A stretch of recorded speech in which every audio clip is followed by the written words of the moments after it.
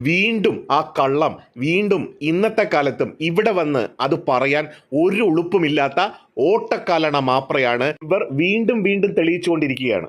ഇവർ വർക്ക് ചെയ്യുന്ന ചാനലിൽ തന്നെ പല ചാനലുകളിലും ഈ കള്ളം പൊളിച്ചടുക്കി കൈ കൊടുത്തിട്ടുള്ളതാണ്. രണ്ട് കാര്യങ്ങൾ ഇവിടെ വ്യക്തമാകുന്നുണ്ട്. ഒന്ന്, ഇവർ മാധ്യമ പ്രവർത്തകയുടെ അയലത്ത് പോലും വന്നിരിക്കാൻ യോഗ്യതയില്ലാത്ത ഓട്ടക്കാലണയാണെന്ന് തെളിയിക്കേണ്ടി വരും. രണ്ട്, ഇവർക്ക് ഈ കാര്യങ്ങൾ വ്യക്തമായി അറിയാം. പക്ഷെ വീണ്ടും വീണ്ടും ഒരു ഉളുപ്പുമില്ലാതെ ജനങ്ങളെ തെറ്റിദ്ധരിപ്പിക്കാൻ വേണ്ടി കൊട്ടേഷൻ പണിയെടുത്ത് സഖാവ് VS പോലും ഇകഴ്ത്തി കാണിക്കാൻ യാതൊരു ഉളുപ്പുമില്ലാത്ത ഓട്ടക്കാലണയാണെന്ന് പറയേണ്ടി വരും.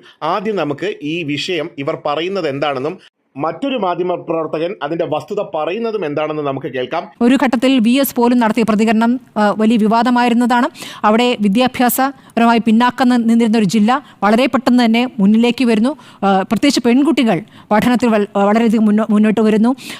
എൻട്രൻസ് പരീക്ഷാ ഫലത്തിലൊക്കെ അവർ മുന്നോട്ട് വന്ന ഘട്ടത്തിൽ VS ഒരു ഘട്ടത്തിൽ പറഞ്ഞിട്ടുണ്ട് കോപ്പി അടിച്ച് പാസ്സായതാണ്. അന്ന് വലിയ ശക്തമായ വിമർശനമുയർന്നു, വലിയ പ്രതികരണങ്ങൾ അന്ന് രാഷ്ട്രീയമായി ഉയർന്നു. ഒരു കാര്യം 2005 എൻട്രൻസിന്റെ റിസൾട്ട് വന്നപ്പോൾ മലപ്പുറത്തെ കുട്ടികൾ കോപ്പി അടിച്ചാണ് പരീക്ഷ പാസ്സാകുന്നത് എന്ന് VS അച്യുതാനന്ദൻ പറഞ്ഞു എന്നുള്ളതാണ് അദ്ദേഹം ഇസ്ലാമോഫോബിക് ആണ് എന്ന് പറയാനുള്ള മറ്റൊരു ആരോപണം. നോക്കൂ, അന്ന് അങ്ങനെ VS അച്യുതാനന്ദൻ ഈ പറഞ്ഞ പ്രസ്തുത വാചകം എവിടെ ആർക്കെങ്കിലും കാണിച്ചു തരാൻ കഴിയുമോ? 2005 ഈ റിസൾട്ട് വന്ന സമയത്ത്, അതിന് മുമ്പ് 2004 റിസൾട്ടുമായി ബന്ധപ്പെട്ട് അതിനുശേഷമുള്ള കാലങ്ങളിൽ ചില വിവാദങ്ങളൊക്കെ വന്നിരുന്നു. അപ്പൊ അതുമായി ബന്ധപ്പെട്ട ഒരു ചോദ്യത്തിന് VS അച്യുതാനന്ദൻ വന്നിറങ്ങിയപ്പോൾ അതുമായി ബന്ധപ്പെട്ട ചോദ്യത്തിന് അതും പരിശോധിക്കണം എന്ന് പറഞ്ഞ ഒരു കാര്യത്തെയാണ് മലപ്പുറത്തെ കുട്ടികൾ കോപ്പി അടിച്ച് പാസ്സാവുന്നു എന്ന് VS അച്യുതാനന്ദൻ പറഞ്ഞു എന്ന് പ്രചരിപ്പിച്ച ചില പത്രങ്ങളിലൊക്കെ അങ്ങനെ വാർത്ത വന്നു. അതിൽ ചില അസ്വാരസ്യങ്ങളൊക്കെ ഉണ്ടായി. അപ്പോൾ തെറ്റായ ഒരു നറേറ്റീവ് സൃഷ്ടിക്കുകയാണ്. ഏത് രീതിയിലാണ് ഈ സ്ത്രീ ഒരു മാധ്യമ പ്രവർത്തകയായി ഇരിക്കാൻ പോലും യോഗ്യതയില്ല എന്ന് തെളിയിക്കുന്നത്? എത്രയോ തവണ ഇതിനെപ്പറ്റിയുള്ള വിശദമായ വസ്തുതകൾ പുറത്തു വന്നിട്ടുള്ളതാണ്. അതൊന്ന് അനലൈസ് പോലും ചെയ്യാതെ വന്നിരുന്നു കൊണ്ട് ഈ വിഡ്ഢിത്തം ഇവിടെ വന്ന് വിളമ്പാൻ ഇവർക്കല്ലാതെ മറ്റാർക്കാണ് കഴിയുക?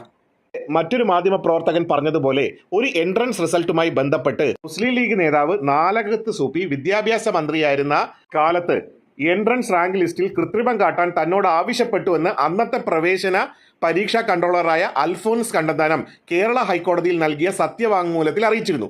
കേരളത്തിന്റെ ചരിത്രത്തിൽ തന്നെ വിദ്യാഭ്യാസ കച്ചവടങ്ങളും അഴിമതികളും കൊടികുത്തുവാണ സമയമായിരുന്നു 2001-2004 കാലഘട്ടം.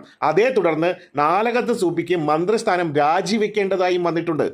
വിദ്യാഭ്യാസ വകുപ്പിലെ ഉന്നത ഉദ്യോഗസ്ഥനായിരുന്ന അന്നത്തെ എൻട്രൻസ് കമ്മീഷണറായിരുന്ന അൽഫോൻസ് കണ്ണന്താനം സൂപ്പിക്കെതിരെ ഉന്നയിച്ചത് ഗുരുതരമായ ആരോപണങ്ങളായിരുന്നു. VS തന്നെ ഇതിനെപ്പറ്റി വിശദീകരിച്ച് പറഞ്ഞിട്ടുമുണ്ട്. എൻട്രൻസ് പരീക്ഷയിൽ സമ്പന്നരുടെ മക്കൾ നേടുന്ന അവിഹിത വിജയത്തെക്കുറിച്ചുള്ള അന്വേഷണമാണ് താൻ ആവശ്യപ്പെട്ടത്. ഒരു പ്രത്യേക സമുദായത്തെയോ വിഭാഗത്തെയോ മാത്രം ഉദ്ദേശിച്ചല്ല. വിദ്യാഭ്യാസ മന്ത്രിയുടെ ബന്ധുക്കൾക്ക് നേരെ ഉണ്ടായ ഗുരുതരമായ ആരോപണങ്ങളെക്കുറിച്ചും പത്രമാധ്യമങ്ങളിൽ വന്ന റിപ്പോർട്ടിന്റെ അടിസ്ഥാനത്തിലുമാണ് ഇത്തരം ഒരു ആവശ്യം ഉന്നയിച്ചതെന്ന് പിന്നീട് VS വിശദീകരണം നൽകിയിരുന്നു. ഇന്നത്തെ കാലത്ത് തന്നെ സൂപ്പിയെ CBI നേരിട്ട് വിളിച്ച് ചോദ്യം ചെയ്യുന്നതും ഡെപ്യൂട്ടി ഡയറക്ടറായ സാനുവിനെ അറസ്റ്റ് ചെയ്തതും എല്ലാ വിഷയങ്ങൾ നടന്നതും ഈ ഒരു പ്രതലത്തിലാണ്.